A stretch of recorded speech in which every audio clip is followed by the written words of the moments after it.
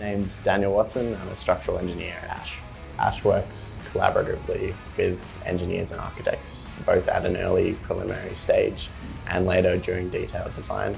MASSLAM's team involves a number of engineers which can handle all of the project specifics in-house, so ranging from schematic design, so early stages of checking vibration, stiffness and structural performance, right through to detailed design, so connection design. So basically taking a building which is a few lines on a page, creating a complete 3D model with structural loading provided in calculation sheets, all the way through to every screw and bolt and component produced in 3D.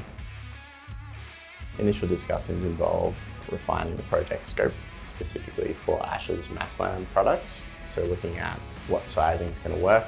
Generally speaking, they're a little slenderer, and then refining to get the most efficient and best to install connections. Early involvement's important because at the preliminary stages is the best time to be able to have influence on the design without affecting costs and without affecting program.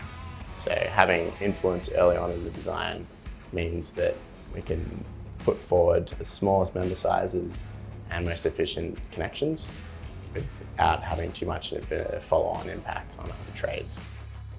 The full process of the design, generally speaking, is once schematic has been done, the project team gets a chance to review what's been provided by the MASSLAM team.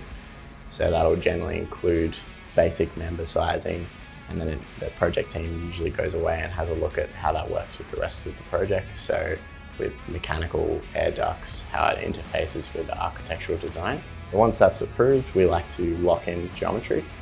So we'll produce a set of marking plans which will show what sizes are where. From that process, we can proceed to pressing of GLT blanks.